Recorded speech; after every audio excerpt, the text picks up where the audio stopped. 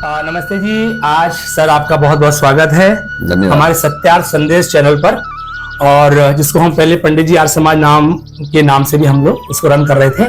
तो आज हमारा बहुत सौभाग्य है कि सर आज आप वाशी आर्य समाज नई मुंबई के 44वें स्थापना दिवस समारोह पर आए हुए हैं। और मैं जहां तक आपको देख रहा हूं कि सर हमारी जो मैं मुंबई में हम लोग यहाँ पर रहते हैं, तो मुंबई में अगर कोई भी आपको समाजें आग्रह करती हैं तो उनके आप आग्रह को मना नहीं करते हैं, और आपका अनुग्रह हमारे आर्य समाजों को मिलता रहता है। जैसा कि हमने पूर्व में एक बार जब हमने आर्य मुंबई काकड़वाड़ी में चर्चा की थी, तो उस समय आपने अपना आशीर्वाद हमको दिया था और बहुत सारी चर्चा हमने की थी, बहुत सारे प्रश्न थे तो छूट जाते हैं, आपको बहुत काम रहता है सर।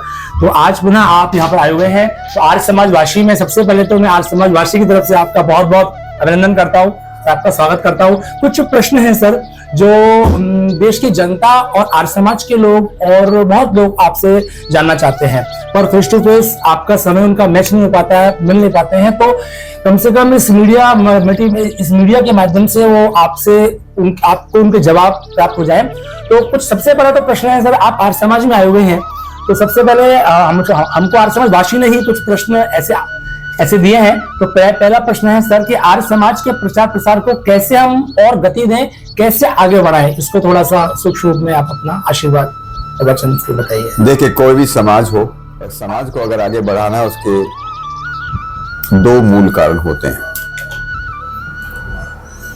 समाज परिवार से बनता है,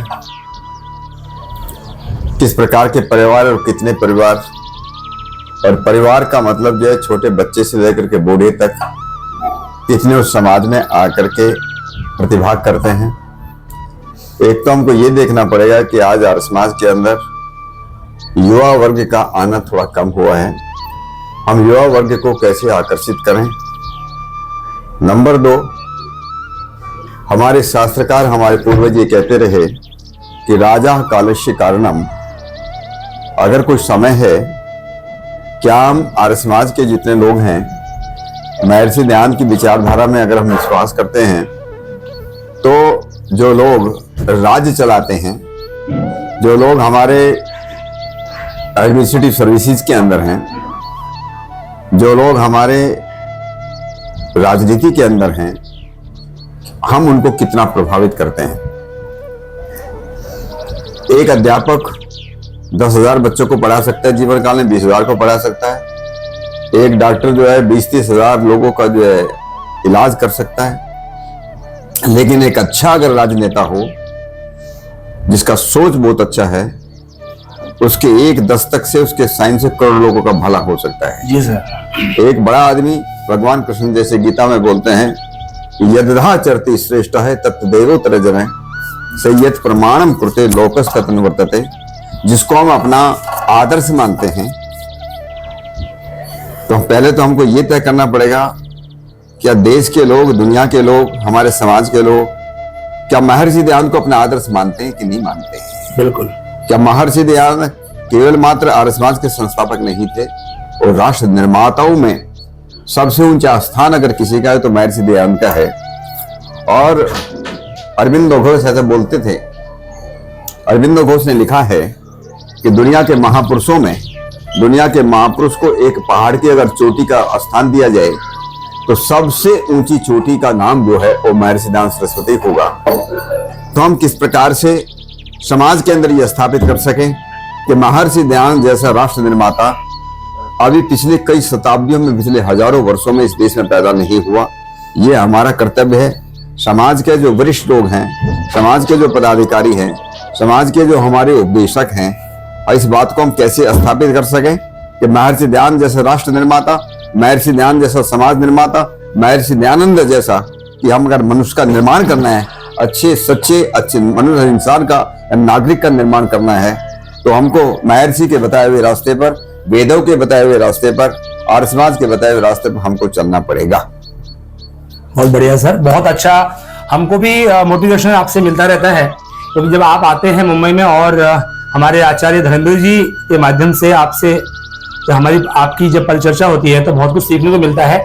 इसी बीच में और एक सर मार्मिक सा प्रश्न है कि लोग बोलते हैं कि आर्य समाज और आर्य समाजी, तो सर ये जानना चाहता है, आज की जनता ये जानना चाहती है कि राष्ट्रीय योगदान में आर्य समाज या आर्य समाजी का क्या योगदान है, क्या काम किया है आर्य समाज ने एक राष्ट्र के लिए, एक देश के लिए। इसको हम या तो भूतकाल से जोड़ लें या वर्तमान में, या भविष्य में किस तरह से आर्य समाजी और क्या कर सकता है, कुछ इसके बारे में सर आप हमको बता दें।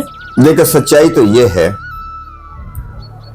कि देश को स्वराज्य का मंत्र देने वाले सबसे बड़े महापुरुष, और मैं कह सकता हूं कि 19वीं शताब्दी के अंदर जितने भी महापुरुष इस देश के अंदर पैदा हुए, किसी का नाम लेने की जरूरत नहीं।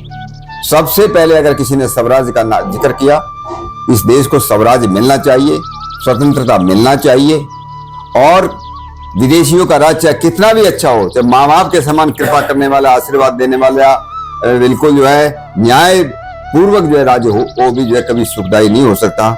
ये दम ठोक करके अगर किसी महापुरुष ने कहा तो महर्षि दयानंद सरस्वती ने कहा।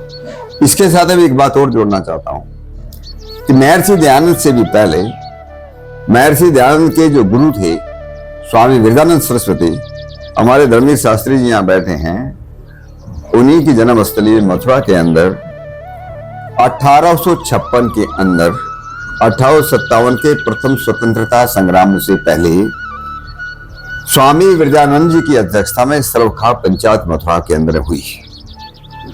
उसका वृतांत मिलता है, मीर मुश्ताक मिरासी नाम के एक व्यक्ति ने किताब लिखी उर्दू के अंदर उस जमाने में, और मीर मुश्ताक मिरासी ने ये लिखा है कि उसमें हिंदू और मुसलमान सब लोग इकट्ठे हुए थे। स्वामी विवेकानंद जी ने उसकी अध्यक्षता की थी, और स्वामी विवेकानंद जी ने कहा था कि गुलामी दोजक है और आजादी जन्नत है।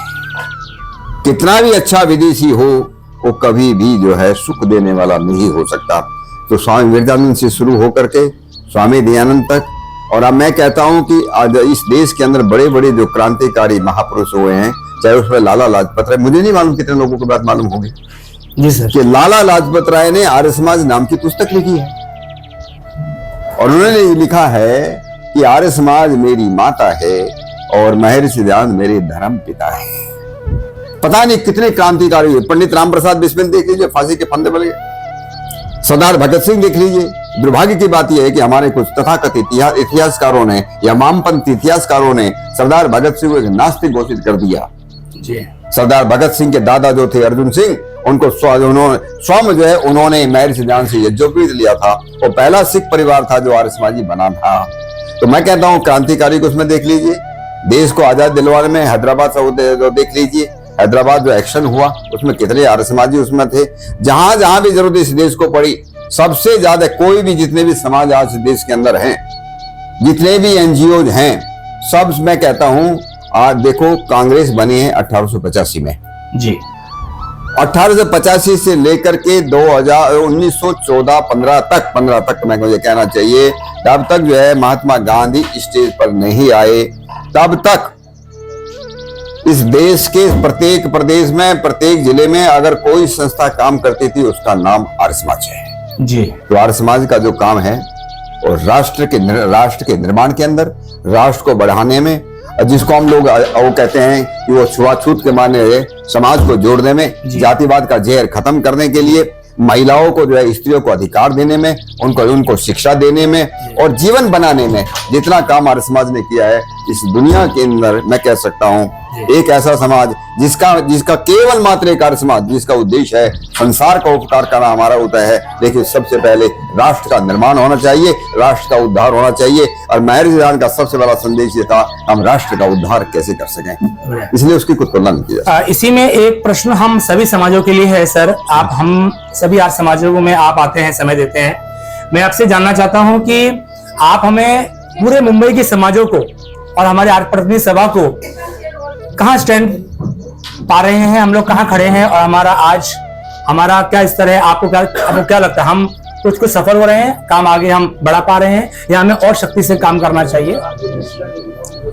देखिए, सच्चाई को स्वीकार करना भी एक उसका प्रगति का एक चिन्ह है कि हम जो सच्चाई को स्वीकार करेगा, जो प्रॉब्लम को समझेगा, बीमारी को समझेगा, वही उसका निदान कर पाएगा, वही उसका इलाज कर पाएगा।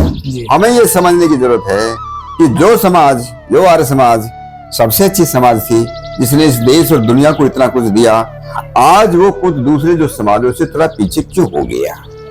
सबसे अच्छा जो है प्रोडक्ट इनके पास है, लेकिन कुछ बात नहीं, इसका मतलब हमारा पैकेजिंग गड़बड़ हो गया।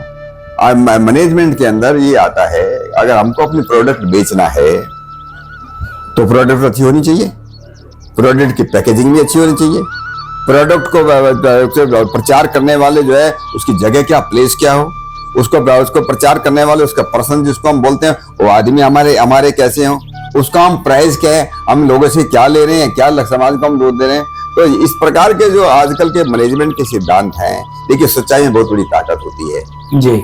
और मैं कह सकता हूँ जितने भी समाज हैं, अगर सचमुच किसी के पास शुद्धतम सच्चाई है उसका नाम आर्य समाज है। तो आज हमारे आधुनिक मैनेजमेंट के हिसाब से इस आर्य समाज के प्रचार और प्रसार को हम कैसे उसको कर सके आधुनिक रूप से, हम जैसे आप कर रहे हो, ये भी एक प्रचार का एक साधन है जी सर। प्रचार का साधन हम कैसे कर सकें, हम लोगों को कन्विंस कैसे करें। ये आर्य समाज किसी के लिए ऐसे उसके लिए नहीं है। आर्य समाज अगर आप अपने परिवार को अच्छा बनाना चाहते हो, अपने बच्चों को अच्छा बनाना चाहते हो, अपने बच्चों को अच्छे संस्कार देना चाहते हो, अपने बच्चों को ये चाहते हो कि अच्छे इंसान बने जी, तो आर्य समाज में आना ही पड़ेगा, दूसरी कोई जगह नहीं है।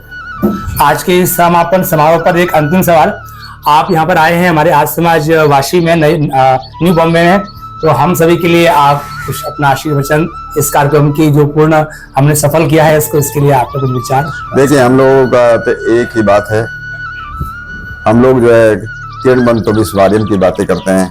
किरणवंतो विश्वार्यम जो है बहुत बाद में आता है, इंद्रम मर्धन तो अब तो रहे किरणवंतो विश्वार्यम, ठीक है ना, उसमें पहले करते हैं इंद्रम मर्धन तो अब तो रहे, उससे पहले अब गणंतो अरावण जी। तो हम लोग अच्छे विचारों का प्रचार और प्रसार कैसे करें, अपने परिवार से, अपने समाज से, आसपास के लोगों में हम कैसे फिर उसका प्रचार प्रसार करें। प्रचार करने के लिए बात जरूर है, जो तर्क का जो साधन चाहिए, जो लॉजिक चाहिए, समझे ना, जो मंडन हम कैसे अपनी बातों का कर सकें, ये मंडन करने का तरीका हमको सीखना पड़ेगा।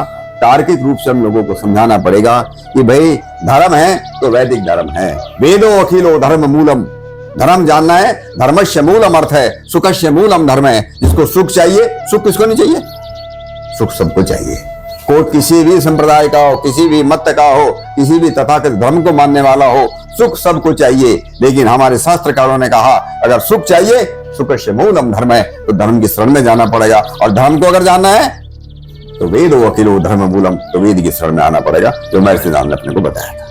बहुत बहुत धन्यवाद सर आपका। तो हमारे बीच में हैं डॉक्टर सत्यपाल सिंह जी, जिन्होंने संसद में बहुत काम किया है और मुंबई में तो बहुत ही काम किया है। तो आप इस कार्यक्रम में आए और आपने अपना अमूल्य समय हमारे आर्य समाज वासी को दिया। हम हृदय से सर आपका बहुत बहुत अभिनंदन करते हैं, आपका स्वागत करते हैं। मैं आर्य प्रतिनिधि सभा मुंबई की तरफ से, सभी आर्य समाजों की तरफ से और व्यक्तिगत रूप से भी आपका बहुत बहुत स्वागत करता हूँ। फिर मिलते हैं। आपका भी धन्यवाद और आर्य समाज वासी का भी बहुत बहुत आभार। धन्यवाद सर।